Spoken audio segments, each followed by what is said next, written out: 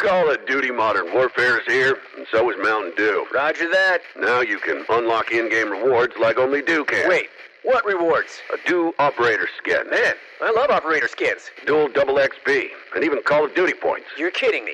Double XP and Call of Duty points?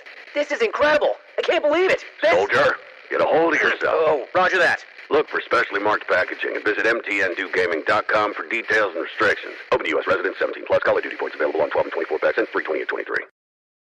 It's a season of giving back. That's why Kia is expanding our partnership with St. Jude Children's Research Hospital and making a donation for every eligible new car purchase during the holidays through Kia's Accelerate the Good program. Kia, movement that inspires.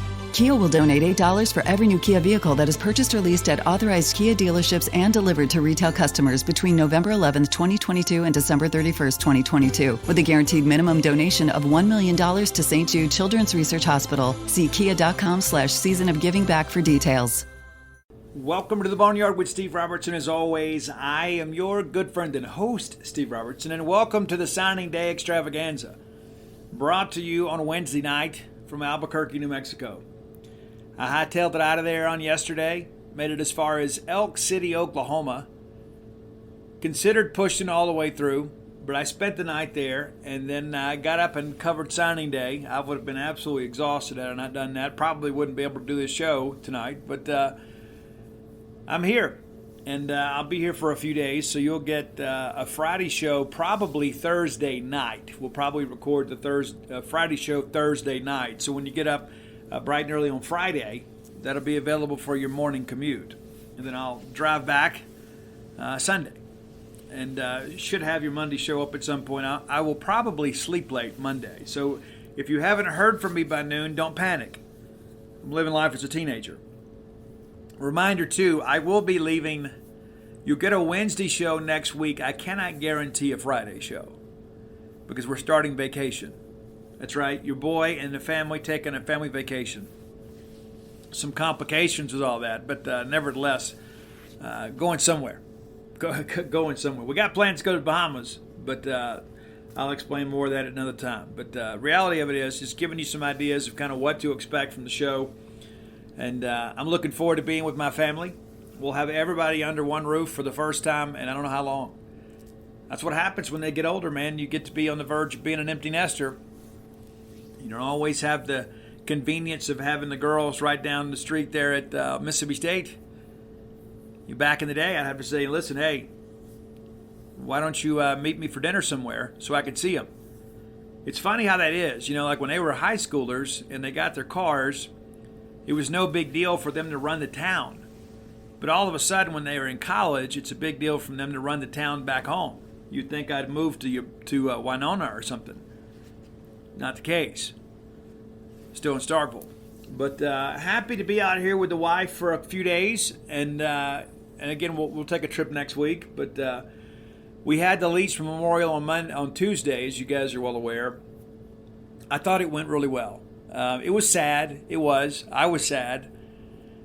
I thought the speakers were good. I didn't get a chance to see them all. I did leave a little bit early, and I had to go back and watch it.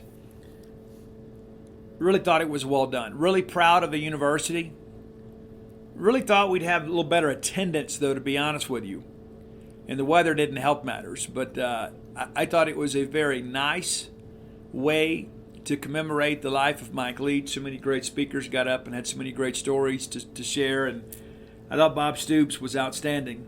I thought Gabe Marks, outstanding.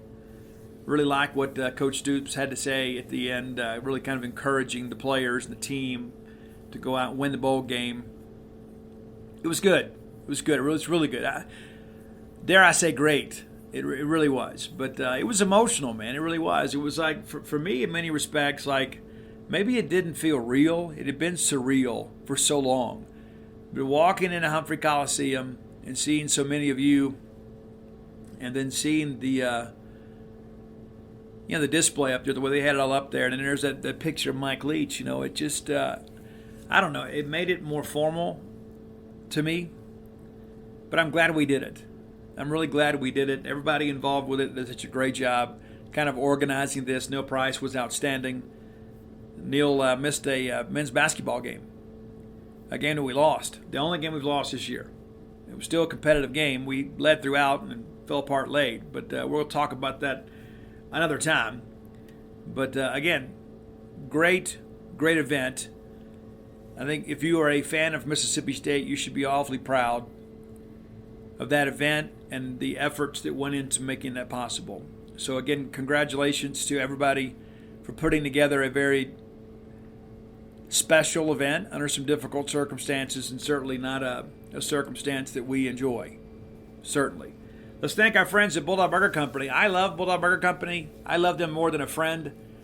I probably have loved them longer than they have loved me. I love having them as a sponsor of this show, though. I like to work with winners, right? I mean, that's how I feel. There's so many people that come to town and they say, hey, Steve, let's go to lunch. Where would you like to go? We'll go to Bulldog Burger Company. And more times than not, people just say, hey, listen, I'm coming to town next week, buddy. Let's get lunch. I'll meet you at Bulldog Burger Company at 1. And so that's where we go eat. And I'm glad that people want to frequent that business because you're always going to leave satisfied. The quality of the meal, absolutely unsurpassed. The service is excellent. One of the things that I always admire about the servers there, you can tell whoever's doing the hiring and the training there know what they're doing because they hire and train happy people. The last thing you want, right, when you go eat somewhere is to get some server that's having a bad day, and it shows in their work and their effort. You just don't get that at Bulldog Burger Company. You always get great service. And so I encourage you to get out and go see them. Have a great restaurant quality hamburger. It's one of the fine delicacies in life we afford ourselves. Get the spring rolls as your appetizer. That'll make you better looking and everybody around you better looking. We need Mississippi to be even more beautiful than ever. So go by and check them out today. 3 great locations to serve you. University Drive there in Starkville with the new patio area. Gloucester Street there in Tupelo, and in the Ridgeland-Flowood area, Lake Harbor Drive. Be sure and check them out today. You'll be glad you did. Bulldog Burger Company, the place where people go to meet. M-E-A-T. All right. Because I'm in New Mexico, dancing girls were kind of in short supply. Couldn't throw it together. Usually we have the marching bands of dancing girls, and a good time is had by all. But we're going to have a good time here on the show today. Good day for Mississippi State. I mean, a really good day. Now, a couple of qualifiers I want to throw out there first. There was not a lot of star power in the state this year. State still signed half of the top 25 players in the state. Could have signed more of them if they chose to. Found some better options out of state. But this is about where we finish, and we're gonna break that down a little bit more. But this is kind of a typical Mississippi State class, and the fact that we're having that conversation after what we have endured the last 2 weeks says a lot about Zach Arnett and the Mississippi State coaches and the support staff. The fact that they can hold this thing in the road and keep this thing from falling apart says a lot about the people involved, says a lot about the recruits, says a lot about everybody involved in Mississippi State football. They are to be commended. The lone loss of the recruiting class is offensive lineman Joe Crocker. Now, I'm going to speak pretty frankly about this because Mississippi State's moving on from him. Joe didn't have a good senior year. He didn't. And then when the possibility came up of him not signing in December, you basically give Mississippi State a chance to walk away. And so you got to be careful of what you do and how you say it and how you conduct yourself. Because now all of a sudden Joe Crocker, a guy who has been on fire for Mississippi State the entire year, he just said, just because of some changes, I'm going to sit things out. And I like Joe. I do. And I do think that he will be a good college player. But when you don't have great senior film, and then you kind of get a little bit cute late, especially with a new coach involved. Zach Arnett wasn't involved with his recruitment. Now all of a sudden, Zach is the shot caller. It's like, oh, you don't want to sign in December? Okay, cool. We'll go out and replace you. That's exactly what happened. I still think Mississippi State could sign another offensive lineman. We'll talk about that later in the show. Well, let's break down kind of what we have to talk about. We'll start on the offensive side of the football. Let me get over there and we can find that. It's always funny to me, too. Like, I think I've got all my stuff together, and then I don't. Just part of the deal. And of course, I actually did. I was looking at the wrong tab. All right, let's start offensively. All right, I think it starts, obviously, with Chris Parson. Chris is a guy, that it kind of raised some eyebrows a little bit when State offered him. He was committed to Florida State. We weren't aware of any public issues with the relationship between Chris and Florida State. Once State offered, we began to dig into this thing and find out how connected he was to Starkville. His mom's family is from here. His grandparents are here. His dad graduated from Mississippi State. And all of a sudden you start thinking, man, could this really happen? And you got to give Drew Hollingshead a tremendous amount of credit for making this thing happen. And I'll be honest with you, I think you guys have seen the tweets. You guys have heard the stories. This class does not get put to bed today without more attrition, without Chris Parson. A tremendous leader. I said on Jake Wimberly's show today, he has some Dak Prescott leadership type qualities. I'm not going to sit here and tell you he's going to have the same career as Dak, because I don't know that. But I can tell you from a leadership standpoint, he's cut from the same cloth. Chris was very active with other recruits. Made the comment that we're the last class at Mike Leach ever wanted to be a part of his program. You should wear that like a badge of honor. He is absolutely correct. Absolutely correct. And I think Chris is very special to Mississippi State fans, but I think his leadership in recent days has probably endeared him even more so to Mississippi State folks. All right, let's talk about running backs now. Got a couple in the class. As you guys know, Jeff Pittman, I think Jeff Pittman is kind of an unheralded recruit. And I say that because he kind of snuck in, kind of out of nowhere. He commits. I don't think that his ranking is really commensurate with his ability. This guy's DJ Johnson. That's his running style. He is a downhill runner. And you guys know in this scheme, when we elect to run the football and we can get physical at times, you need a guy like that. You can't just always have a finesse guy. Jeffrey Pittman, also a product of a Mississippi high school from Taylorsville. That's a winning program. He understands what it means to work. He went to Hines Community College, had a good career there. Omar Connor, some other Bulldogs around him, were able to kind of give him the information about what the Bulldog experience is like. And so don't be surprised a year from now if you're looking back and saying, holy smokes, this Jeff Pittman kid's really good. I think he is much better than other people do. I think he's undervalued. All right, Seth Davis. My concern with Seth has always been his size. But there is no denying his productivity.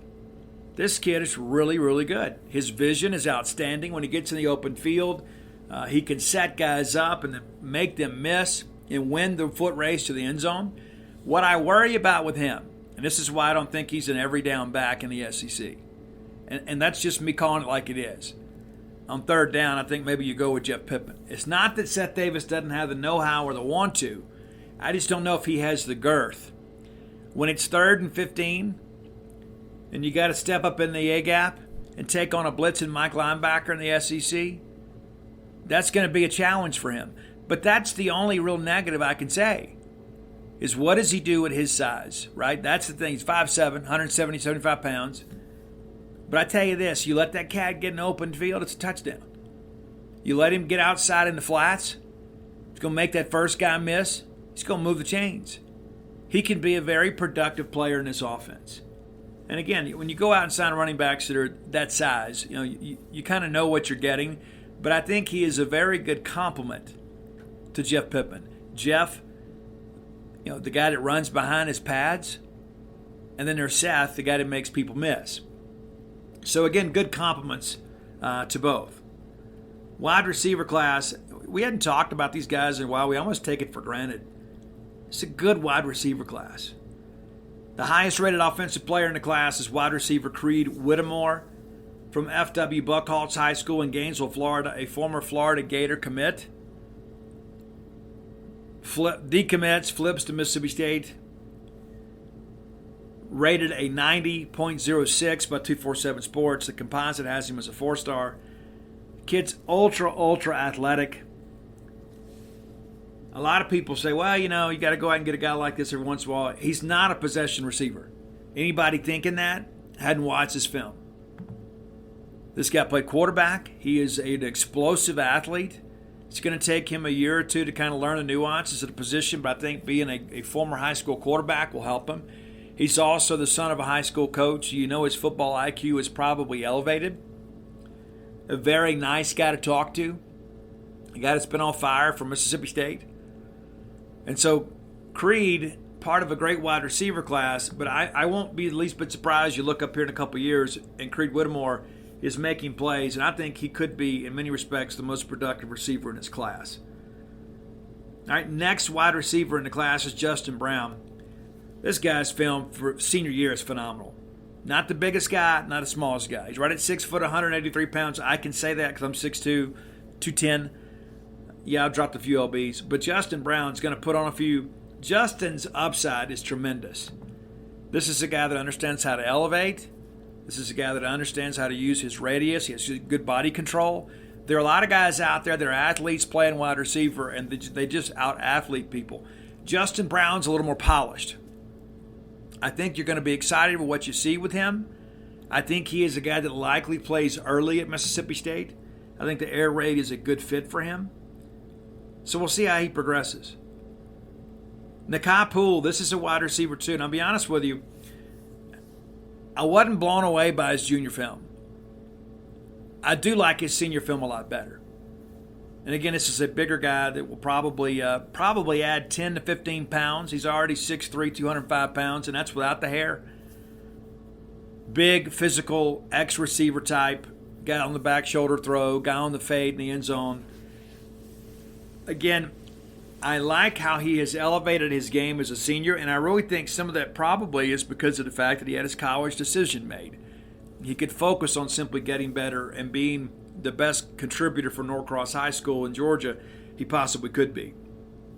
But again, an outside guy. I think you're going to be excited about him. And there's Jacoby Belazar. Another inside guy. He's listed at 5'11". That might be a little bit generous. But he's kind of a Rufus Harvey type.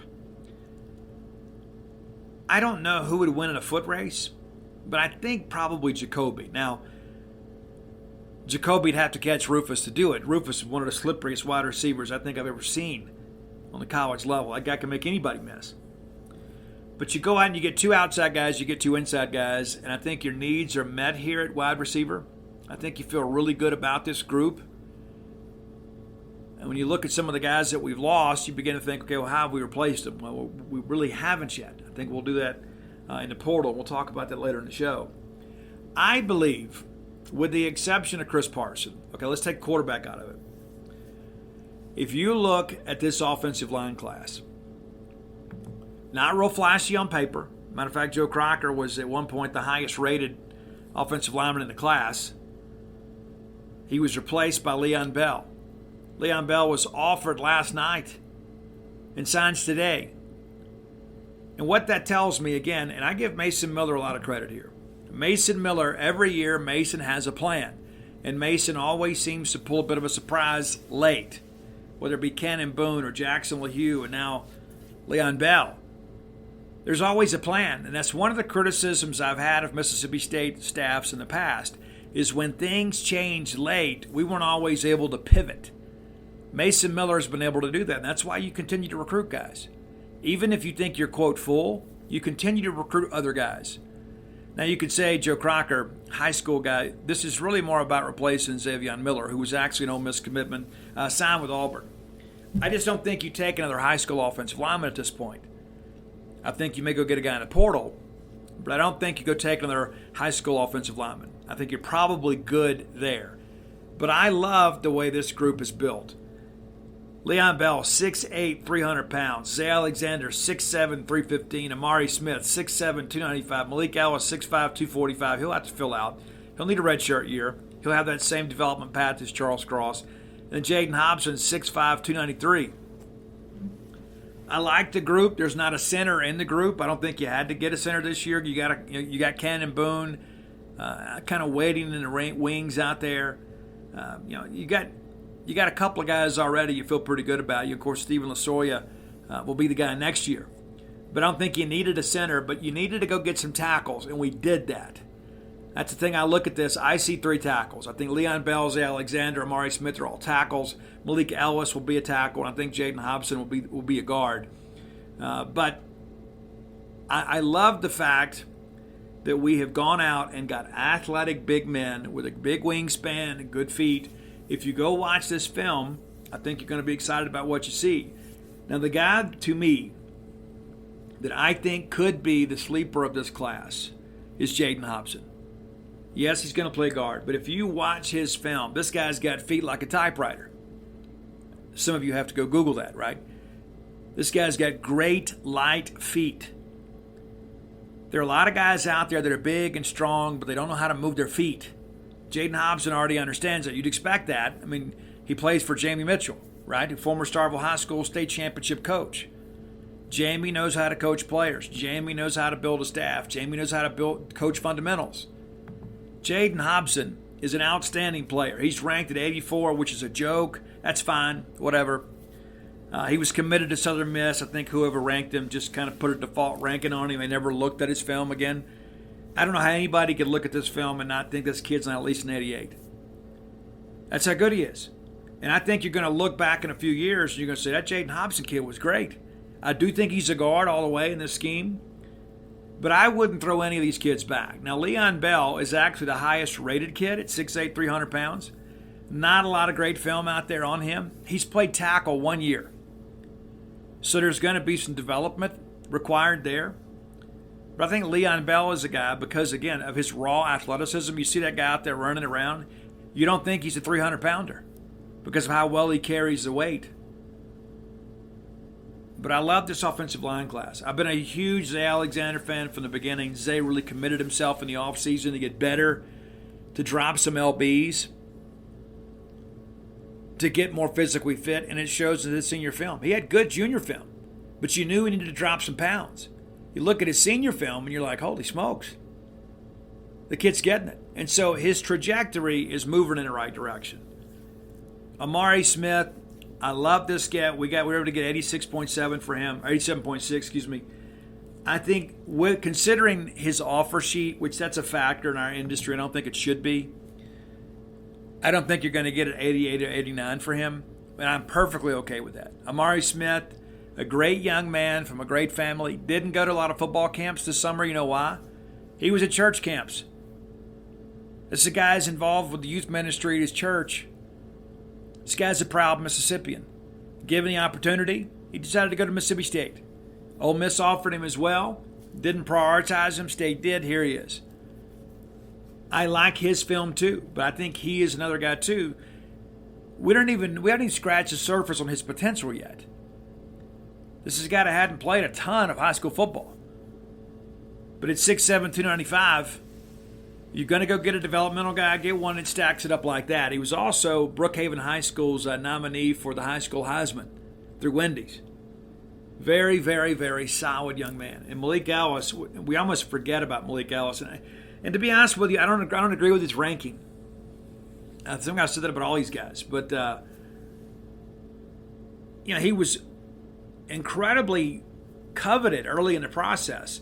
And Malik Ellis is one of these guys that commits early and then loses his hype a little bit. He doesn't travel, doesn't get out and go to all these combines, and people forget about him. And so it's out of sight, out of mind. But Malik Ellis is a guy that idolizes Charles Cross, built very similarly to Charles Cross. And Charles Cross is rated a 5-star, but Charles got out and went some places. And Charles also had the benefit of the Florida State bump. There are a lot of people in our industry, it's how they look at it. No, if he's claiming all these offers and then he's going to a blue blood program, well, he's got to be at least a 4-star. Well, then Charles Cross continued to travel and had all this, all-American type stuff, and people realized how special he was. He didn't become a first-round draft pick just because he chose Mississippi State. This kid can really play. Malik Ellis, similar. I don't know that he's quite as talented at this point as Charles was, but I think that he is a guy, once he gets a little bit bigger, faster, stronger, and learns to play comfortably at a new playing weight, he's going to be an outstanding player. I think we're going to look back a few years and we're going to say, you know what, this offensive line class paved the way to some really big things. This is more in tune with what Mike Leach, Mason Miller is looking for, a big, robust, physical group of offensive linemen. The entire group, absolutely outstanding.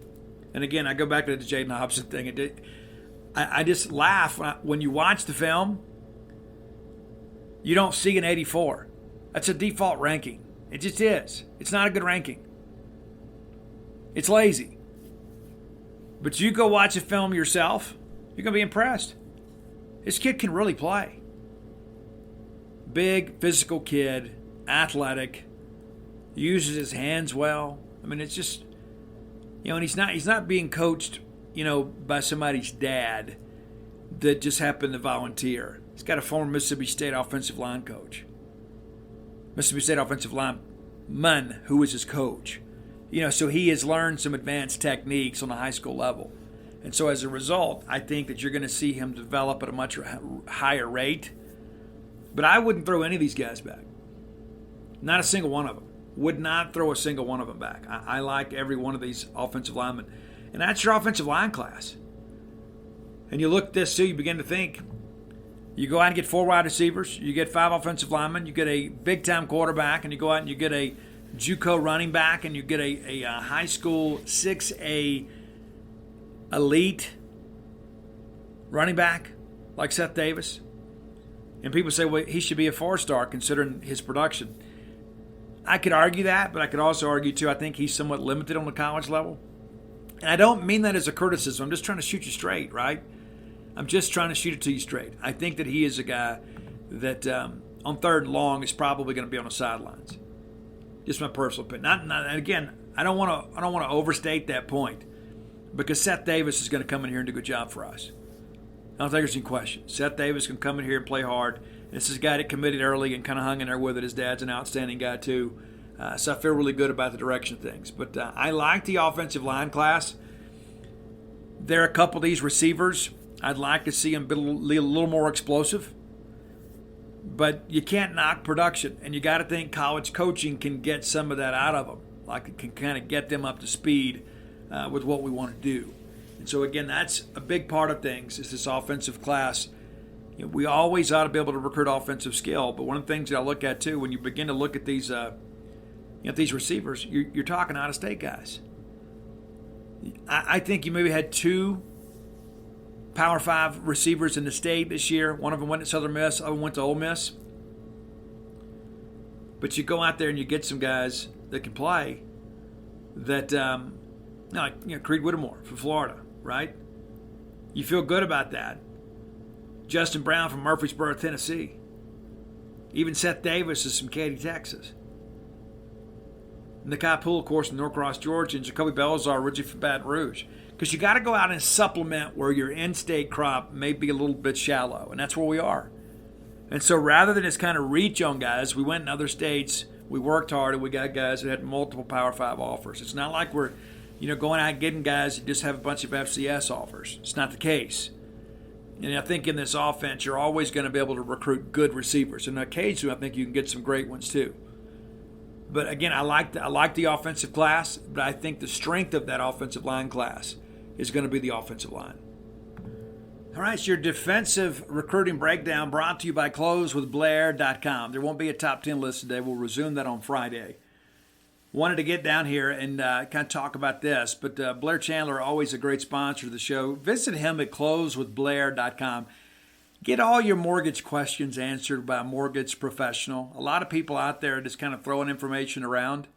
It's not always accurate. Deal with a guy that's got 21 years of experience in the industry, back-to-back years, top 1% close ratio in the country. Coffees for closers, Blair gets more than his share. That guy can get your loan closed. That's why it's closewithblair.com. You can follow him on social media for mortgage tips, kind of keep up with interest rates. Many of you have dreamed of owning a home at some point in your life. Maybe that dream has eluded you. I submit to you, deal with Blair Chandler. That guy can get it done for you. And if you mention to him, you heard about him on the Boneyard, he's going to pay for your appraisal, which is about a $500 value. Give him a call or text today at 601-500-2344. Again, 601-500-2344. Closewithblair.com. All right, defensively, the last commitment of the day, we had 3 new ones today, which is always nice. Nice to get new toys at Christmas, right? There have been some years in the past where we just kind of went into signing day hoping to kind of hang on to what we had. But today we added 3 players. It's always nice. It gives a new level of excitement. Isaac Smith, top-rated player in the class, a 93.18, number 4 player in the state of Mississippi. Ranked 162nd player nationally and 10th at his position. One of the top safety prospects in the country. His offer sheet, absolutely ridiculous. I'm going to run this down for you. You would say, this kid's from Fulton, Mississippi? Yes, he is. And he got offers from some of the best programs in America. He took official visits to Mississippi State, Florida State, LSU, Texas A&M, and Vanderbilt. Vanderbilt, yes, back during the summer months. But in addition to those 5 schools, Arkansas, Austin Peay, Duke, Florida, Georgia, Indiana, Jackson State, LSU, Memphis, Michigan, Michigan State, Notre Dame, Ole Miss, Oregon, Southern Miss, Tennessee, Troy, Central Florida, USC, Virginia, West Virginia, among others. This is not a situation where State got him by default. And I've read some commentary that is just not rooted in fact. Mississippi State out-recruited everybody for this kid. I think between June and 2 weekends ago, I think he visited campus 10 times. As Robbie Falk says, watch the visits. Actions speak louder than words. Oh, I'm really considering your school, but I'm going elsewhere this weekend. I'm really considering your school, but I just can't make it. I can't get a ride. It's an important aspect of it. What do they do? Isaac Smith has done nothing to make anybody think he is anything less than interested in Mississippi State. It's pretty crazy. A lot of people suggested when LSU got involved, he's going to LSU. Guys, it's 6 hours from home. Much easier deal for him to ride down the road and his parents to be able to be plugged in and be a part of all this. Not to mention he's got some friends at Mississippi State. Isaac Smith, an NFL prospect right now. You watch his film, it looks like a grown man playing Pee Wee football. He is out there absolutely sticking people. You've seen these videos of these mascots playing Pee Wee teams. That's what it looks like. Isaac Smith looks freakishly large compared to the average high school player. He's listed at 6 foot 200, has a ridiculous wingspan, and will absolutely change your O for you. You want to ease up out of bounds, you better get on out of there because he will light you up. I love this pick. I've said since the summer months he was going to be a Bulldog. I never wavered in that. Even when LSU got involved, all they did was kind of muddy things up a little bit. In my mind, there was never much doubt he was coming to Mississippi State. We've had some interaction. It's always been very positive. Ole Miss dropped the ball here. I don't care what they do or say. He is the son of an Ole Miss legacy. He is an Ole Miss legacy, the son of a former Ole Miss player. They took him for granted, tried to circle back to him late. It didn't work out, and nor should it work out. You shouldn't be able to be that arrogant in your recruiting efforts and then get the payoff in the end. All right, second highest rated defensive player, a guy, I don't know, we've really talked about this guy enough. We mentioned him on the show, a relatively late commitment for State, but it's Bryce Pollock. Now, Bryce was here back in the early stages of camp with his mom. Bryce has always been a factor with Mississippi State's recruiting. Even after he committed to Pitt, Darcel McBath stayed on him in an 88.86 ranking. That might be a shade low, to be quite honest with you. I love the get. I think he is the next great Mississippi State corner from the high school ranks. I love these transfer guys we got, but Bryce Pollock, I think, is going to be a dude. I think he could be a DeCamerion Richardson type. I think he's a guy that develops, works his way up to the 2 deep, and then in his redshirt sophomore year, I think he's a starter. All right, next guy, Ty Jones, listed as a linebacker. I had him as a linebacker throughout the process. A lot of other people listed him as an athlete. I think he's a linebacker all the way. If you were going to kind of design a fantasy player, like a creative player on Madden or whatever, it would look something like Ty Jones, who's already 6'1", 225 pounds. This guy, an outstanding player. Absolutely outstanding player. And again, a guy that committed early. And so people kind of forget about him. He was a 4-star at the beginning of this process. Now he's an 88.7. I don't agree. I don't understand how his ranking continues to fall when all he has done is elevate his game. And that's completely fine, because we'll look back in a couple of years and be like, yep, told you. Told you so. Kid can play, man. Played running back in high school because, that's where he should be. You want your best athlete to have the football. I'm a big proponent of recruiting running backs because they usually have probably the second best hands on the team. The only guy that's got better hands generally is a quarterback. But running backs can play running back, they can play linebacker, they can play receiver, they can play DB. Usually your best high school athletes are playing running back. That was the case for Ty Jones. A late commitment, not one that was really surprising. Caleb Bryant out of Vicksburg. 6'3", 250. He has 3 tech written all over him. He will be 290, 300 pounds in no time. You put that guy in a college weight room, he has the frame to really carry the weight without hurting his dexterity or athleticism. I love the get. The one thing I will say, I have seen some full game tape on him. When he really commits himself, he can take over a game. But he's got to be more consistent effort-wise throughout a game. There are times he'll take some plays off. And a lot of that, too, is sometimes in high school you get by on just being more athletic. You don't always have the game level intensity you may need. But I'm a Caleb Bryant fan, and I felt he was going to be a Bulldog all along, too. But I think Caleb is a guy, too, that you look at, you're able to pick that guy up late. I think it makes you look even better as a recruiting staff. Tobias Hinton. This is another guy. We start talking about rankings. I mean, his ranking goes down after the Mississippi-Alabama All-Star game. Memory serves me correct. It doesn't make any sense. The guy dominated the week, had a great game. And a lot of it, if you wanted to rate him low last year because he was playing out of position, I'll maybe agree with that. He was a linebacker playing as a defensive end, not just as a rush end, but he had his hand in the ground. And sometimes this year he did that as well, but he played more linebacker, more of a two-point stance. His film stood up. That was the concern this year going into the season. Can he acclimate to playing in a two-point stance? How does he do in coverage? How does he play in space? Well, he's answered those questions. This guy is a raw, natural athlete. I love this kid's game. I wasn't sure we were going to take him when we did, and when we did, I was elated. The guy can really play. I thought we might wait and get some senior film, but it was probably smart not to do that, because if you wait and all of a sudden that senior film makes the rounds, you never got a fight on your hands. Joseph Head, one of the first commitments in this class from Holmes County. Kid is really, really good. And you start thinking about this. You got Kamari Rogers coming in. You got Corey Ellington on the team. Holmes County Central starting to be a pipeline-type school for Mississippi State. And Joseph Head, a guy, too, that I don't know has been fully appreciated for his ability. This guy's legit. This guy's an elite pass rusher.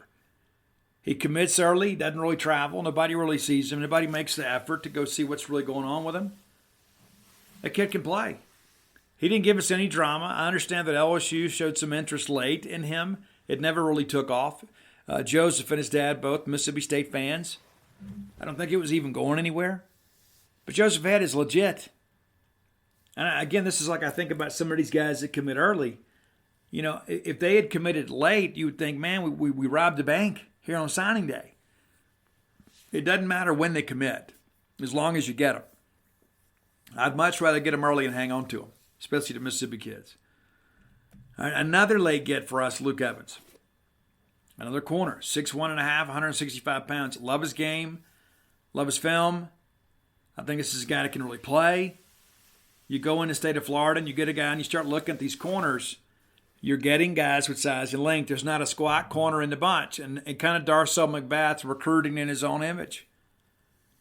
The thing that Darcel McBath did when he got here is he really sold the dream of getting to the National Football League.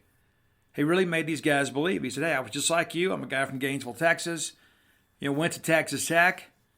Was a little bit unheralded. Fashioned my way into an NFL prospect. Spent some time in the National Football League. He is a very, very, very gregarious personality. You can see why the people like him. But look at what he did for Martin Emerson. Look at what he did for Emmanuel Forbes. Look at what he's doing for DeCamerion Richardson, who will go pro next year.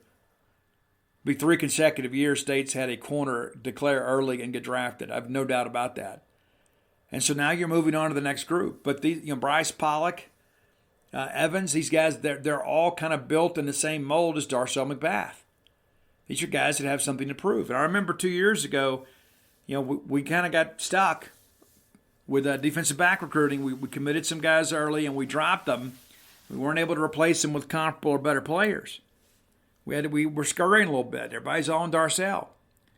He has completely flipped that room. One of the strongest personnel groups on the roster is the cornerbacks room. And Darcel McBath is responsible for every bit of that. And Luke Evans, at 6'1.5", 165 pounds. You get that guy in a weight room for a couple years. You get these transfers in, get them rolling. Luke Evans will be a 2 deeper early in his career and eventually be a starter. Kid's really, really good. Jalen Abram, I love him. I don't know that he doesn't make a transition to safety. He can play corner, but I think that he's the guy that will put on some mass. I think he could play safety. Sometimes I watch his film and I wonder if he has the hips to play safety and to change the direction. Maybe he's better playing the ball in front of him as a safety. But I think he's a guy that could play. He gives you kind of a flex guy. You can move him around if you need to. I love that about him. He's a Mississippi State guy through and through. Said as soon as State offered, it was over. It had always been his dream. Kelly Jones, I don't know why somebody flipped him to a safety, which is stupid. Kelly Jones is not a safety. I continue to hear that. Kelly Jones is thinly framed. Kelly Jones is not going to pack on a bunch of weight. And if he does, it's going to hurt him. He doesn't have the frame to carry a bunch of weight. I've been doing this a long time. He's 6'4", 178 pounds, but he's built like Emmanuel Forbes. Probably not as skinny as Emmanuel, but his length, of course, is in his arms and legs. He's not a big torso guy. He's not going to be able to pack on a ton of weight. Not to mention his change of direction. The kid's elite. We talked about, you don't know if Jalen Abram has got the hips. Kelly Jones does. I think when you look at these guys, I think when you forecast down the road, what are they going to look like, with 10 to 15 pounds on them? Well, Kelly Jones is going to look the same. He's just going to look a little more filled out. Jalen Abram, I think, can bulk up. He's got a different frame. He's a little more broad-shouldered. Kelly Jones is not. He's very thinly framed. He's a narrow-bodied guy. He's tall, skinny, and athletic. And I told you guys on this show, at the beginning of this process, I didn't care what his offer sheet looked like. I know an SEC player when I see one. You turn his film on, and you look at how he runs. You look at his overall athleticism, and you say, you got to find a spot for this guy. Well, we did. We waited around for a while, but we did. And then I think when Ole Miss offered him, it kind of validated his talent in the eyes of many of our fans. And I don't think that's got to be the case. If Mississippi State wants these guys, it's good enough for me. When the tape matches your expectation, you got to trust the tape. Oh, well, let's wait for so-and-so to offer. Yeah, well, let's wait. We got more competition. Let's wait till we have more of a fight on our hands. It doesn't make any sense. Kelly, an outstanding player. Ole Miss did all they could do to flip him, even up until National Signing Day. State still had to fight it off this morning to get Kelly Jones to sign. That's why it was later. He was still committed to State, but Ole Miss tried to make it interesting. Gabriel Moore, another one of these rankings I don't agree with. I think Gabe Moore is a guy that is destined to be an inside guy. He has good length. He has good height. He has good frame. Maybe a 5-tech and a push, but he's already 6'4", 250. So maybe he's Jaden Crumedy. Maybe he can play at the 5. He's not going to be a rush end. He's going to play with his hand in the ground. I think his natural ability with that first step is phenomenal. This is a guy that can get after the quarterback. This is a guy, the typical small-town Mississippi guy that doesn't really get out and travel much. And you look back a few years and you think, how in the world did Mississippi State get him without much of a fight? He was committed to Troy, for crying out loud. Gabe Moore is an SEC player. He absolutely is. Charles Moore, his older brother, Charles got out and went some places. Charles kind of enjoyed the recruiting process. Not so much with Gabe. And maybe Gabe learned a little bit by watching Charles. But Gabriel Moore is outstanding. I think Gabe Moore plays as an underclassman. I think Gabe Moore probably, maybe you redshirt him this year. But I think that kid plays. I'm thinking about, 4 games next year, goodness. Let him play. Let him get his feet wet. Because a year later, this guy may be challenging for a starting position. Love that guy. Eric Taylor, another one of our additions in this class today. Former All-American at a high school, signed with LSU. Redshirted his first year, left in the middle of fall camp in 2021, enrolled at Southwest Mississippi Community College, and had a really good year this year. This is a freakish guy. Listed at 6'4", 295. I have seen him actually listed higher than that, but taller than that.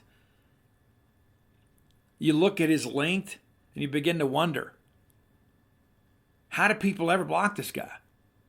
This is a guy, too, when he makes up his mind to get inside, he can split a gap, and once he does, he's got the strength and the girth to fight through into the backfield and be disruptive. If nothing else, he's a guy that can occupy blockers and open up opportunities for your Mike linebacker. I love this get. Again, I give Paul Jones some credit. Paul kind of felt this coming about 2 weeks ago. I wasn't quite ready to do it. There was some concern last weekend he might take a visit. He elected not to. Then the writing pretty much is on the wall there. But we talk about, losing Cam Young this year. I'm not ready to say that Eric Taylor is Cam Young, but I think in 2 years he could be better than Cam Young. And that's awful high praise considering the return we got on our scholarship investment on Cam Young. And I give Bob Shoop a lot of credit. When we signed that kid, he said, Steve, he's going to be the next great. Those big wireless companies try to lure you in with a new phone just to lock you into a contract. Not Simple Mobile. If you have a great smartphone you love, you can get a powerful nationwide 5G network without the contract. Just text the word BYOP to 611611 to see if your phone's compatible. Simple Mobile. Out with the old, in with the simple. Message and data rates may apply. Visit simplemobile.com/privacy policy for privacy policy and the terms and conditions at simplemobile.com/terms and conditions. Compatible 5G capable device and SIM required. Actual availability, coverage, and speed may vary. 5G network not available in all areas. 5G upload speeds not yet available. Mississippi State small town defensive line story. He's going to get drafted. I love that kid. And I think Eric Taylor is probably more explosive. Zachary Tillman, if you've listened to this show, you know that I'm a big fan of Zachary Tillman. I always have been.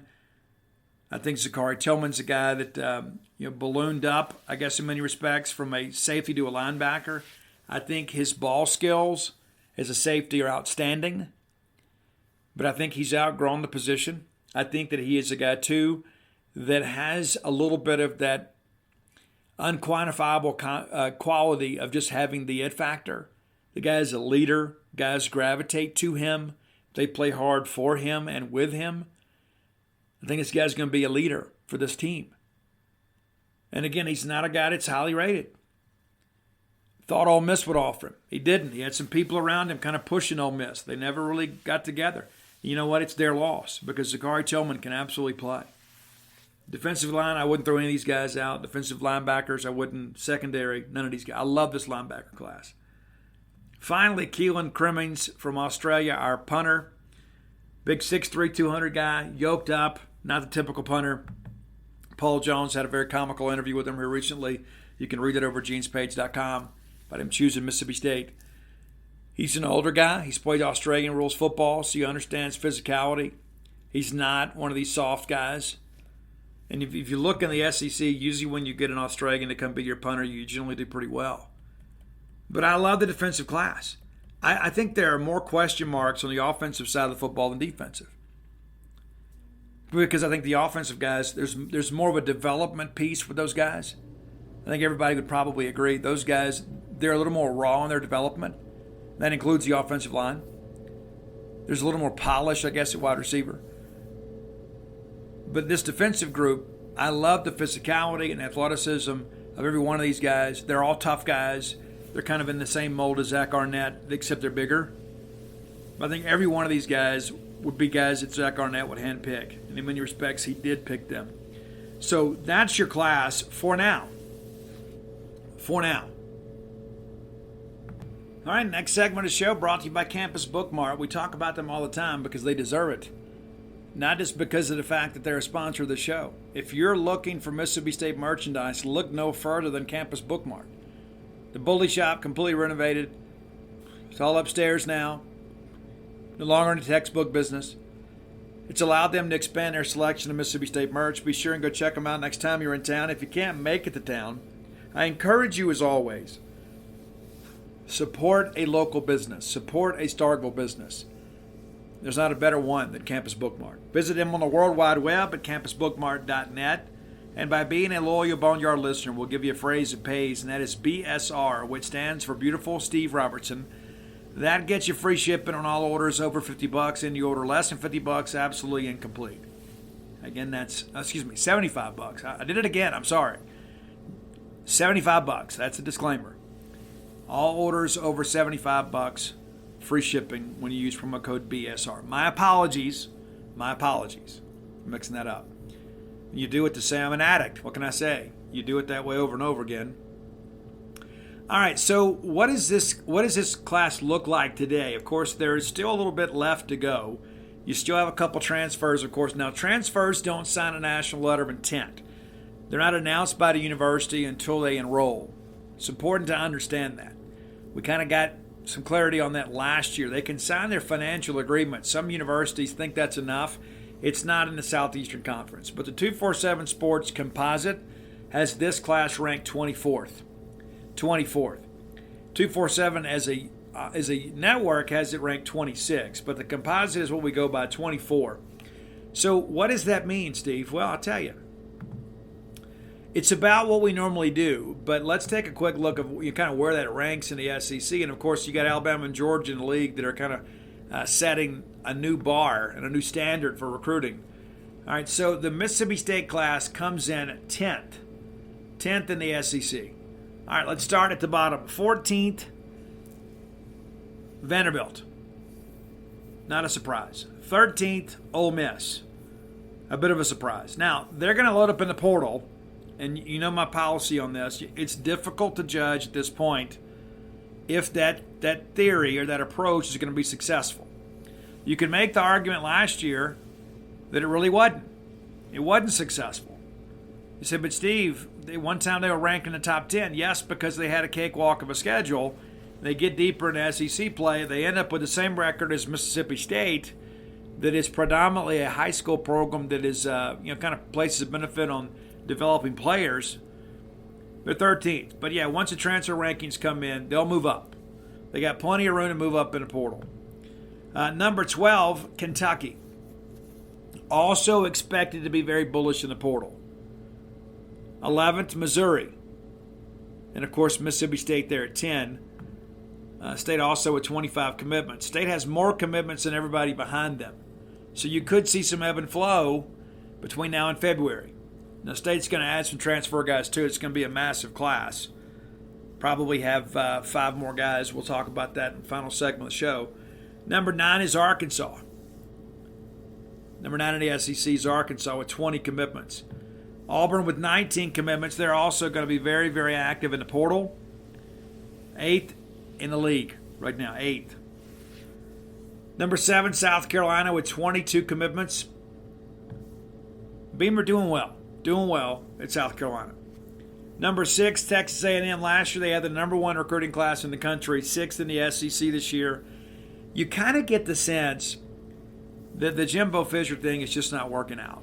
What was your first clue, Steve? Well, maybe the fact that they're always 8-4 and they have a losing record this year, right? Big part of it. Yeah, they beat LSU at the end of the year and everybody rushed the field. They flipped an Ole Miss commitment late. So they had some little juice there, but not the class I think most people anticipated. 18 commitments in the class, still some room to work with in February, and we expect them to be very active in the portal. I think they lead the nation. I know they certainly lead the SEC in NCAA transfer portal entrance. Things are not good in College Station. You didn't hear that first here. You saw it yourself. I think we're just beginning to see that wave build. 5 is Florida with 20 commitments. Billy Napier kind of getting a little bit of an introduction to life and times in the Southeastern Conference as a head coach. Florida, of course, 6-6 this year. They got blown out in the bowl game. They go 6-7, a losing record when it's all said and done. Not good times in Gainesville. I still believe Billy Napier will turn this thing around. I think Billy's system is good. I think this year with Anthony Richardson, I think they may have put too much on his shoulders. And he's a very capable quarterback, but I think they asked him to do maybe more than he was ready to do.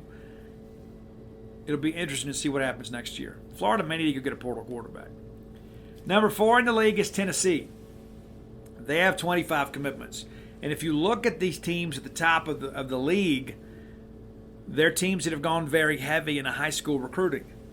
And again, I kind of throw that back in the whole face of Lane Kiffin. It's like, okay, we can't identify and develop players, so let's go get cast off some other programs. But you see Tennessee, LSU, Georgia, and Alabama, really, really specializing in high school recruiting. How could you kind of work against that? Well, maybe Ole Miss thinks, that's what we have to do. But I think when you look at this, at the end of the day, high school recruiting has to be the lifeblood of your program. LSU third in the league with 25 commitments. Just the one 5-star this year. 18 4-stars, but generally you see a little bit better group there. Georgia, second in the league. 2 5-stars for them, 24 stars.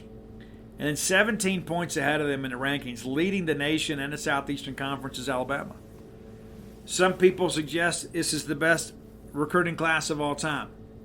It seems like we write that article every 24 months or so. Oh, it's the best ever. It's the best ever. It's the best ever. I think there are a lot of people that their evaluations are skewed by the fact, well, if Nick Saban wants them, then I should want them. It's not always the case. Alabama misses on players too. We just don't always talk about it. So again, State 10th in the league right now.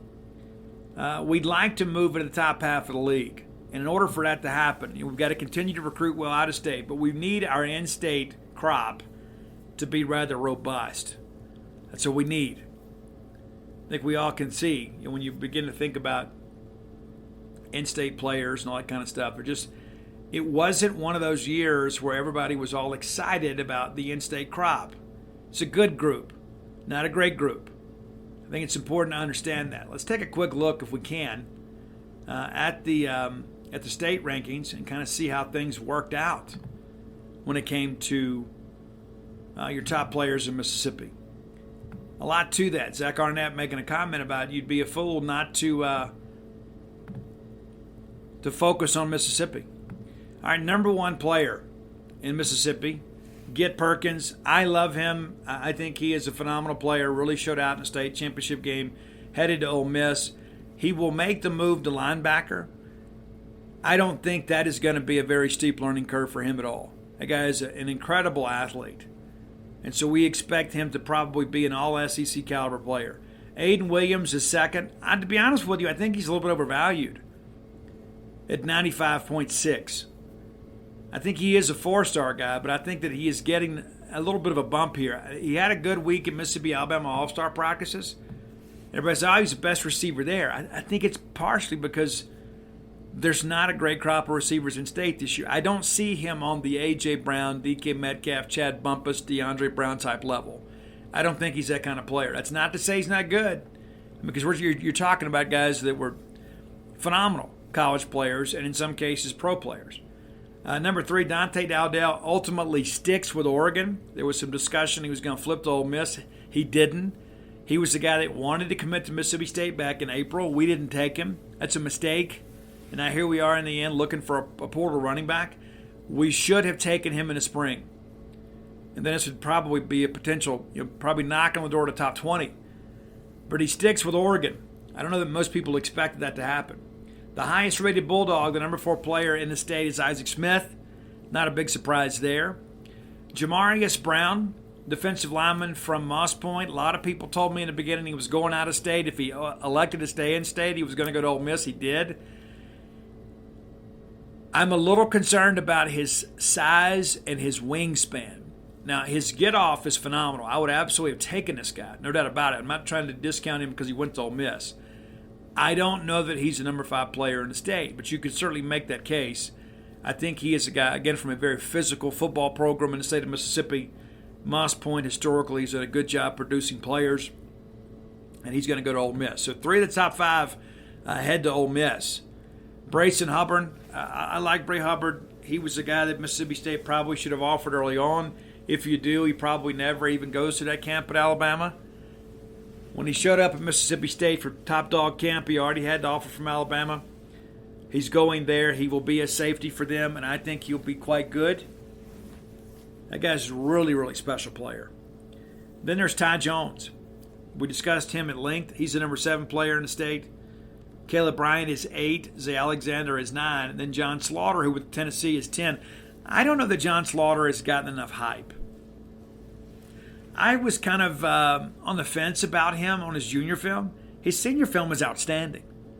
I talked to some of the coaches after Mississippi Alabama All-Star Week, and I'm like, hey, this Slaughter kid's really good.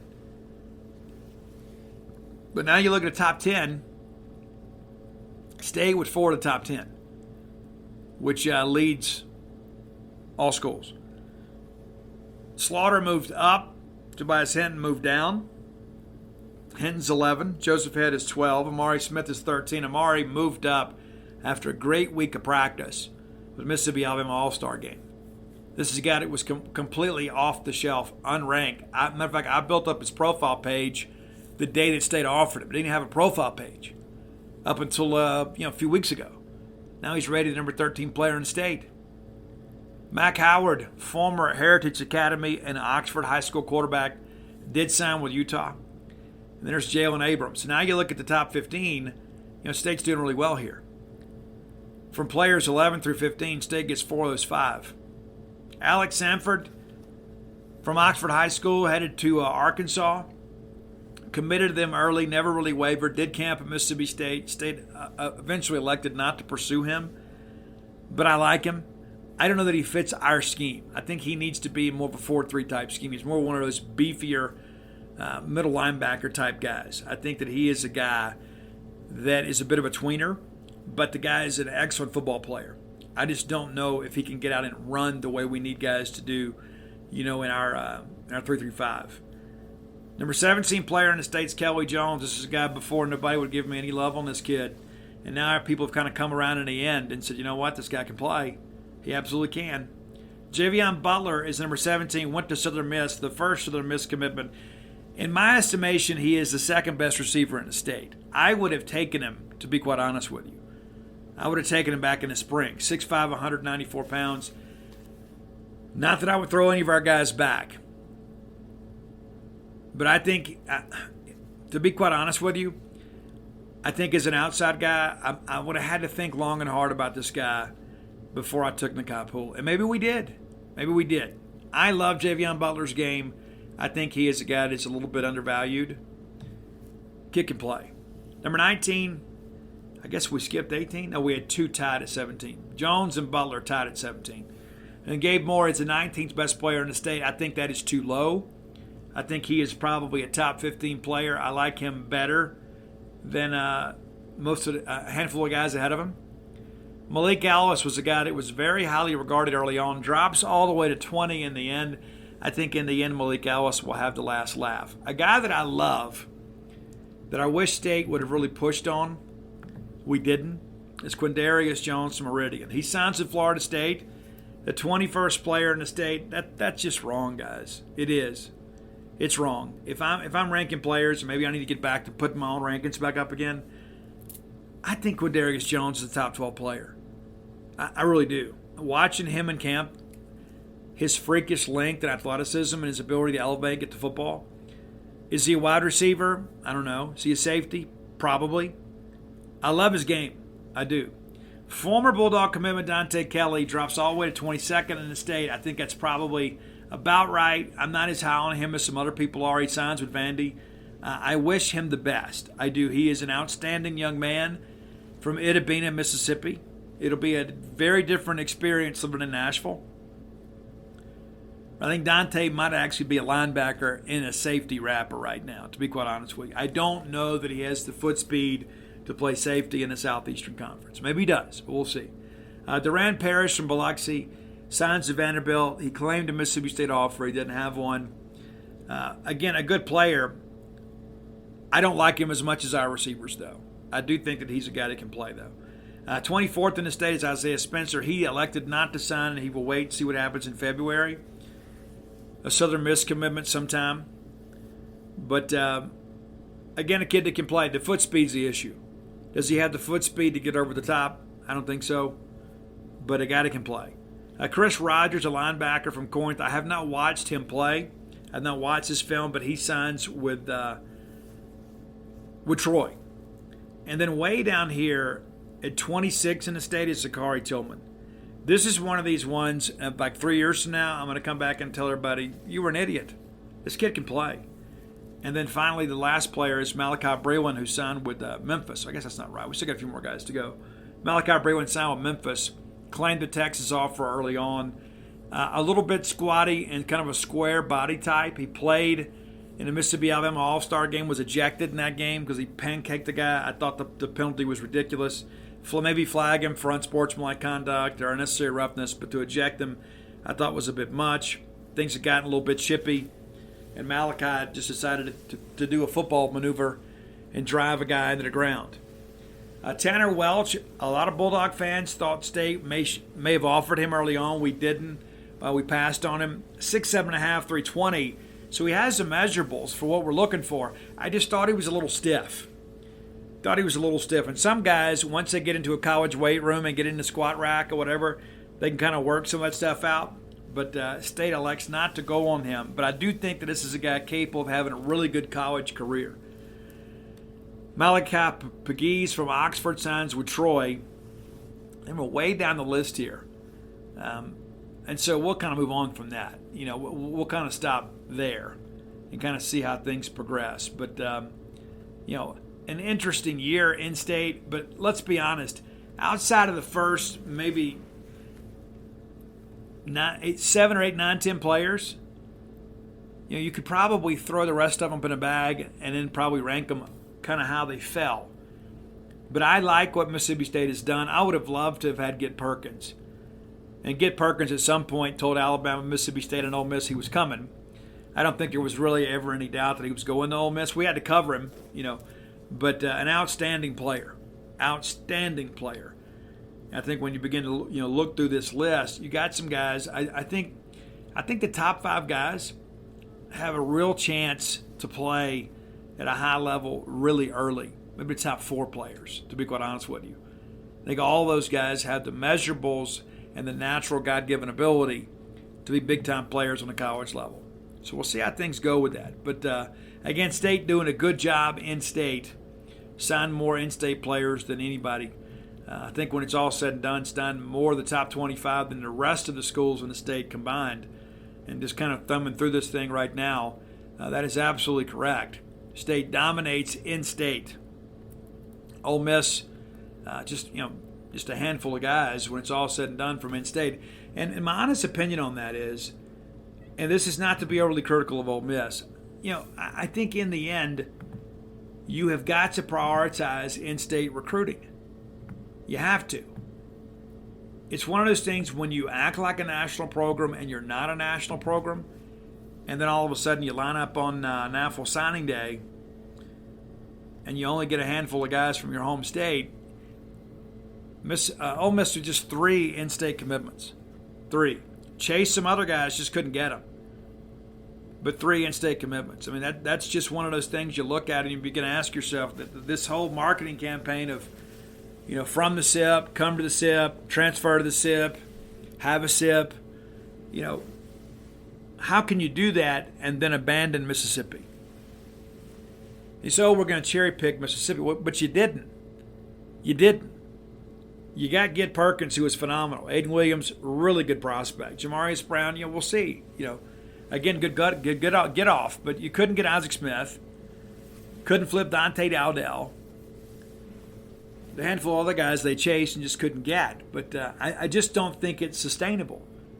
I think if you're a guy that depends on the portal, I think when you abandon in-state recruiting, you're kind of feeding the portal too. Kids that are from Mississippi, by and large, aren't going to transfer. They're playing for an in-state school. Some guys do transfer, but by and large, many of these guys will stick with you. When times get tough, those in-state kids more likely are going to stick. And maybe I'm wrong. But again, I think we've only got a small amount of data to look at, so you can't base any conclusions on it. But again, in year 1, State and Ole Miss both go 8-4, and then State goes on the road and wins at Vaught-Hemingway Stadium. So year 1, Mississippi State. Year 1, Mississippi State. And again, I go back to Nick Saban. If Nick Saban was going all out in the portal, I think, you got to go do this. If George and Kirby Smart were going all out in the portal, I don't think Georgia signed the transfer prospect last year. And they got a chance to go compete and defend their NAFL championship. It's crazy you think we still got football left to play, but we do. We got a bowl game coming up ourselves. But I think when you look at what the most successful programs in the country are doing, they're prioritizing high school recruitment. They're prioritizing development of players. They're prioritizing in-state recruiting. And that's what Mississippi State's doing. Now, we've got to do a better job with out-of-state recruiting. And I think we have, under the Mike Leach coaching staff, we have done a better job recruiting out of state rather than just, oh, we lost this guy. Okay, well, let's just go get the kid from Stone County High School and hope for the best. Doesn't always work out that way. But I think the lifeblood of Mississippi State's program will always be high school recruits from the state of Mississippi. All right, final segment of the show brought to you as always by Portico. Portico, a great place to live. I'm telling you, if you're thinking of moving to Starkville, look no further than Portico. If I was moving to Starkville, it's where I'd move. We could be neighbors. Now, I'm not the most hospitable person, to be quite honest with you. I'm rather reclusive. When I'm home, I'm home. I think having a home that close to campus would be outstanding. 1.1 miles away from the Mississippi State campus from all things maroon. What could be better? Your friends, your neighbors could all get to know each other. You could start with a 4-bedroom, 4-bath home, go up, all the way up, go down to a 2-bedroom, 2-bath home. I said that backwards, didn't I? Forgive me. It's been a long day. But Portico is absolutely your best move. Turn off 82 on a 12 like going to campus, the very first right's Pat Station Road. You go to the 4-way stop, boom, there it is. There's Portico. If you're looking for a custom build, they can accommodate you there. Maybe you don't want a cookie-cutter home. Maybe you got other things in mind. They can help you with that. Reach out to our friend Brooks Bryan at 601-416-8075. Again, that's 601-416-8075. And let him know you're interested. He can give you more information. They can get you going. Very, very easy people to deal with. Phase 1 completely sold out. Phase 2 under construction now. Many of those homes are already sold, but you can pick out a lot and a house plan to make your housing dreams come true. Again, make Portico your next move. All right, what's left for Mississippi State? Well, with Bull Hargrove moving on and with Dylan Johnson moving on, and the fact that you've had J.J. Jernigan enter the NCAA transfer portal, I think you got to go get a portal running back. You know, there was a lot of discussion about State and Cavassier Smoke. That's kind of died down. We elected not to bring in portal transfer candidates last weekend. We'll do that the first weekend in January. And again, those guys don't sign a national letter of intent. They just enroll. Once they're approved for classes and they enroll, then the university will announce them. You got to get a running back. You know, Gunnar Britton from Western Kentucky, who absolutely dominated against South Alabama tonight. That's a prospect right there you look at. He's very close with Mason Miller. I think if Mason Miller stays, then Gunnar comes. If Mason Miller doesn't stay, I don't know what happens there. We'll see. I don't know what Zach Arnett's going to do with the staff. But I think you probably could use another transfer. Maybe a tackle if you can get one. You got to give these young guys a chance to develop, so you could use a stopgap guy there. You got to get a portal safety. I don't think there's any question there. Potentially losing all 3 starters there. Jalen Green, Jackie Matthews, Colin Duncan. All 3 of those guys going to be in the NFL possibly. Colin Duncan could return. He is not signed with an agent. So we'll see what happens there. But you got to go get a guy with some production. I think Isaac Smith takes one of those spots for you. I think he's good enough to play as a freshman. Could start. The guy's outstanding. But you got to go get a guy with some college-level production, which is why we didn't prioritize M.J. Daniels. Not to mention the fact that back-to-back years, he kind of screwed around with us a little bit. You know, you fool me once, shame on you. If you fool me twice, shame on me. And you got to get some receivers. There is some talk Xavier Thomas may be back. He tweeted out tonight, unfinished business. I think he's had an opportunity to speak to Zach Arnett. I don't know the context of the conversation, but there's been some discussions of late that he may come back. If he comes back, then I think you take one portal wide receiver. There's some discussion, Ra Thomas headed to Georgia. Again, nothing official until they enroll. I don't expect Ra to be back. Xavier, I think that possibility is rising. Ra doesn't. So I think you got to go out and get another guy. We'll see how things go there. So I think you're looking at 4 to 5 more transfers. I don't think there's any more high school recruiting left. That could change. I mean, if a guy comes along and think, oh, well, goodness gracious, we would have taken this guy in December had we known his intentions. So you're going to have probably a 29 to 30 guy class. Of course, Kamari Rogers and Radar Jones are already in the mix. they've already announced their decision to go to Mississippi State. So I think you feel good about where you are today and what that does for your program long term. I think what you have to do now is go out and get some plug-and-play guys that make you a better program next year. You know what that schedule looks like. Should be a really good year for Mississippi State.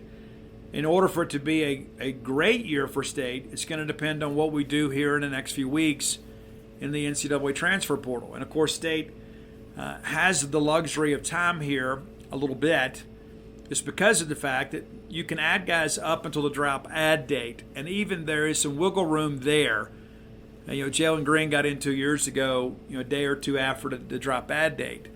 So we'll see how things progress there. But we do expect that first weekend in January to be very, very busy. February 1st, of course, that's also the next signing date. But by that time, you know who your portal prospects could be. Kyle Ferry tweeted out tonight that he's going to sign with State in February. I don't know if that's accurate or not. He was a preferred walk-on. It's generally what you do. And you'd like to scholarship a college kicker as well. We had varying degrees of success this year with Massimo Biscardi and Ben Rabin. Not what we expected, though. We expected them to both be much more consistent. We had some issues this year, especially with extra points. But you'd like to go out and get a college kicker. You would. Hopefully you wouldn't depend on a freshman. And that's not that I don't think Kyle Ferry's going to be outstanding. I do. I think he'll be a kicker here probably 3 years.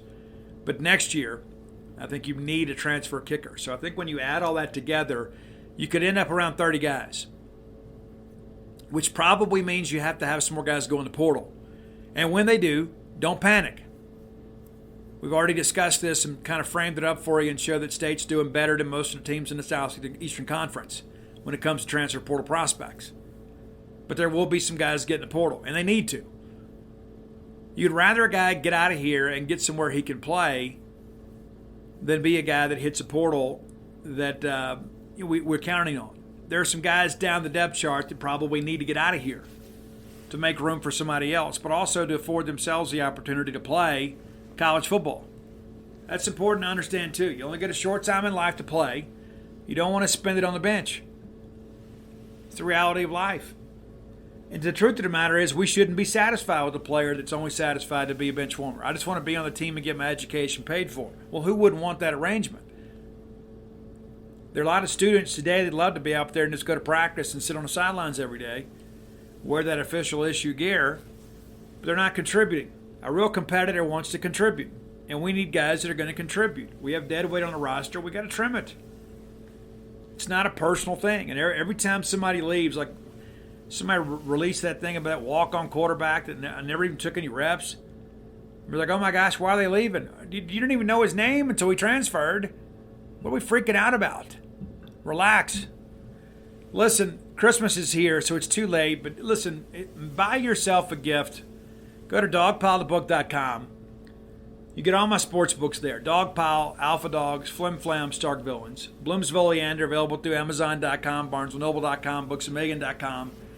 And get yourself a Stark Villains hoodie. You'll be glad you did. More than happy you did. I've been asked extensively, too, about the Mike Leach State black sweatshirt. Campus Bookmart has that. Be sure and go check that out. You'll be glad you did. Guys, I'm tired. I'm not going to lie to you. It's been a long day. It's been a long 10 days. We had the situation at Sunday. We found out Mike Leach is sick, and then Mike ultimately passes away late Monday night. They announced it Tuesday morning. We deal with the fallout of that. Then Zach Arnett is promoted. I have read the transcript of Zach's press conference today. I thought he was outstanding. Zach just has the it factor. Still working through the AD search. I understand those interviews will resume after Christmas.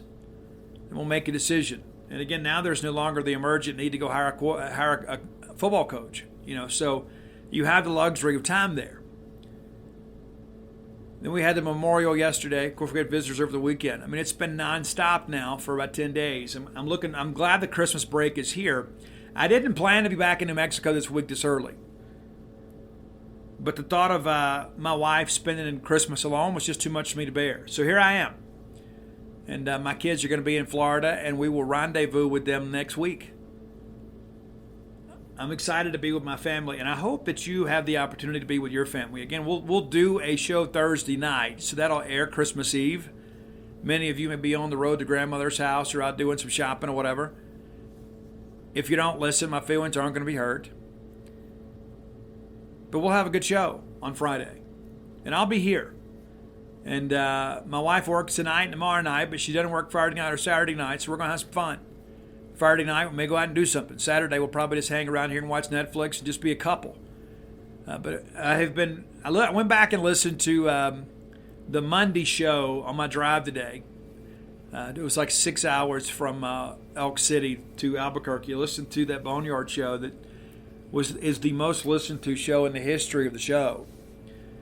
And I'm reminded, too, when I go back and listen to that, too, because I was in my feelings, I really was. It's a very difficult situation.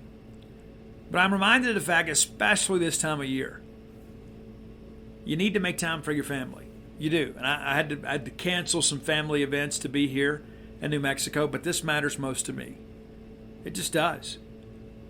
Being with my wife this weekend is more important to me than being at a Christmas party or getting together for dinner with other people. And not that stuff's not important, but I think one of the things, and probably I think Mike Leach's passing has really driven home to me and maybe perhaps to many of you, is we had to focus on what matters most. And not just what matters most, but who matters most. And sometimes that gets out of kilter. It does.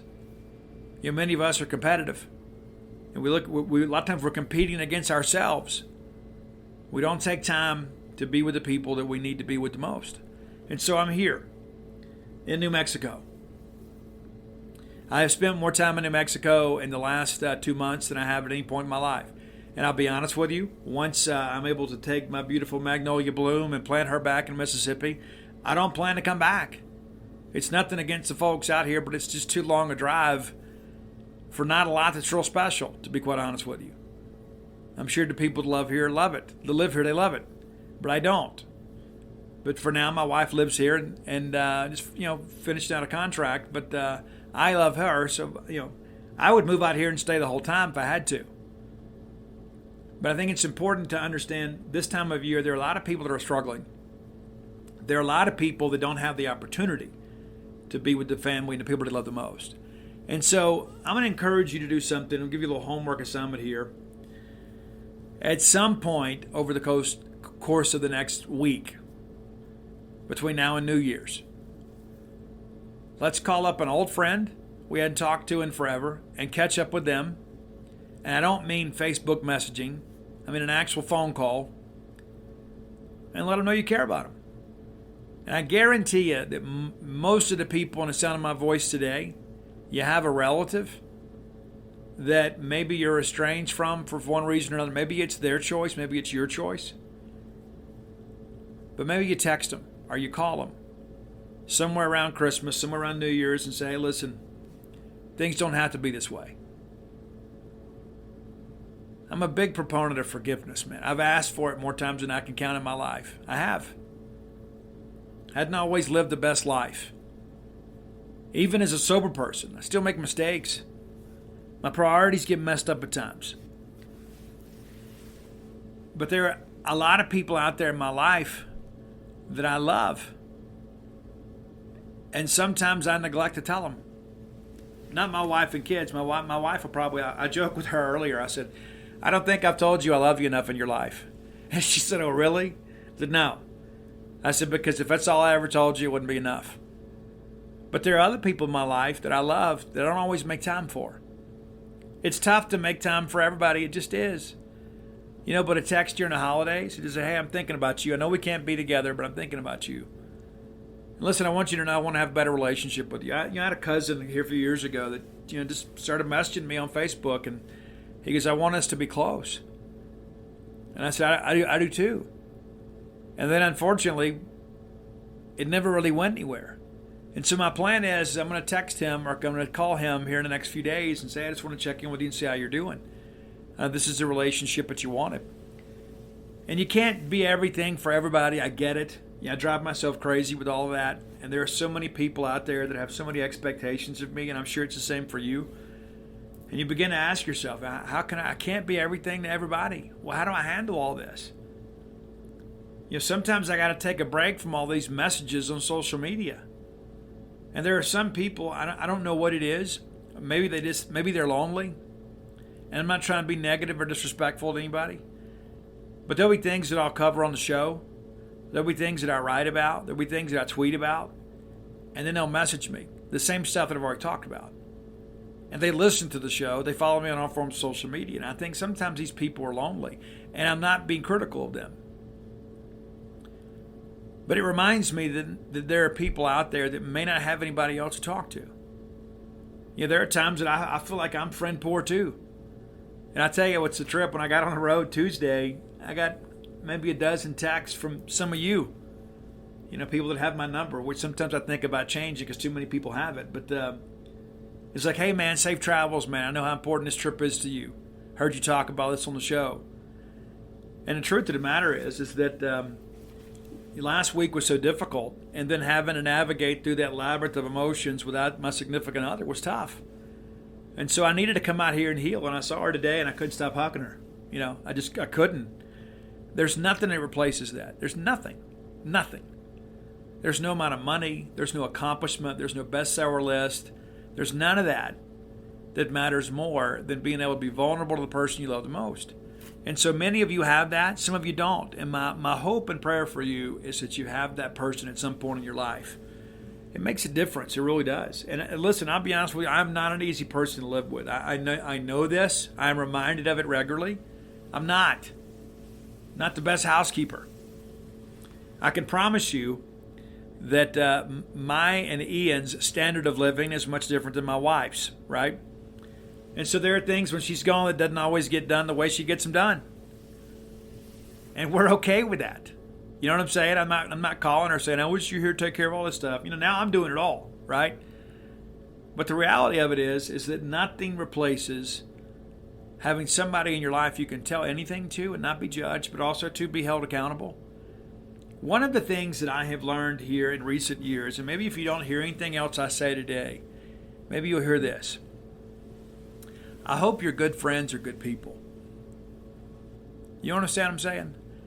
I hope your good friends are good people.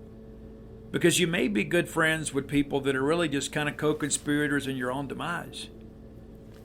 I'm very fortunate that I have some friends that'll hold me accountable. My best friend in the world my entire life is a guy named Ernie Turner. Lives in Madison. Maybe you know Ernie. But I know when I call Ernie, and if I tell him that I'm involved in something or I'm doing something or there's something going on in my life, after he hears me out, he holds me accountable. He's like, Steve, I know how you can be. What's your part in this? And maybe that's the reason I called him in the first place. Right? And so, again, I hope your good friends are good people. There are a lot of people out there that are not really your friends. They're just in your life. I got a friend of mine that, one of his best friends, the most miserable person I've ever known. And misery loves company. And so there are some people that are just kind of psychic vampires in your life. They just want you to be like them. It's like, hey, well, I see you, and I'm divorced, and I'm miserable, and I don't have a relationship with my kids, and I'm doing this and doing that, and I'm happy. No, you're not. Who are you kidding? And so they want you to be like them so they're less miserable. And I'm not saying you can't be a friend, but sometimes you got acquaintances masquerading as friends. You don't have to be friend poor. There are a lot of relationships I've had in my lifetime, many of them friendships, that are very one-sided. It's like somebody just kind of attaches himself to you and just sucks the life out of you. It's just the reality of life. And you love them, and you want what's best for them, so you don't want to cut them off, but sometimes you got to limit your interaction with them. So again, my hope for you is that your good friends are good people. And if they're not good people, maybe you need to evaluate, your friendship. And sometimes you got to have that discussion, right? I always joke, man, it's like my wife has a new BFF like once or twice a year, I've been friends with the same dudes my whole life, I got some friends back home. I've joked about this with you guys before. I got friends in Starkville to help me move. I got friends in Columbia to help me move a body.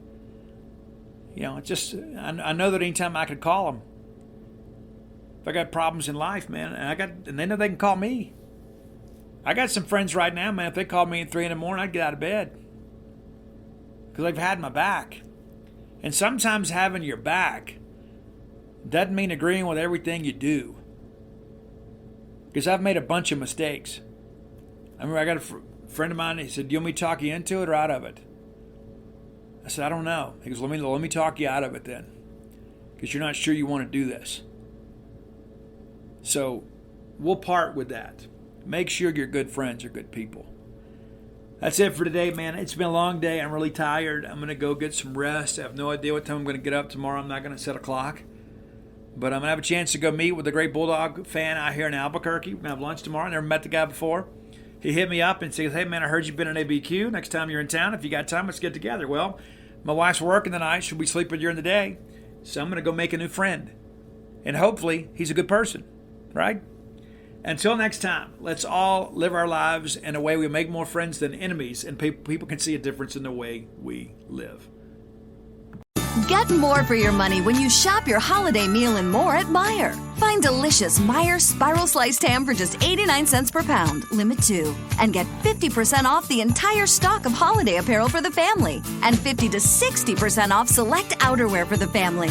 Plus, get an additional 15% off your total toy department purchase with M-Perks. Get more for your money and get the same low Meijer prices no matter how you shop, in-store or online. Exclusions apply. See all the deals in the Meijer app. Call of Duty Modern Warfare is here, and so is Mountain Dew. Roger that. Now you can unlock in-game rewards like only Dew can. Wait, what rewards? A Dew Operator Skin. Man, I love operator skins. Dual double XP, and even Call of Duty points. You're kidding me. Double XP and Call of Duty points? This is incredible. I can't believe it. Soldier, get a hold of yourself. Oh, roger that. Look for specially marked packaging and visit mtndewgaming.com for details and restrictions. Open to U.S. residents 17 plus. Call of Duty points available on 12 and 24 packs and free 20 and 23.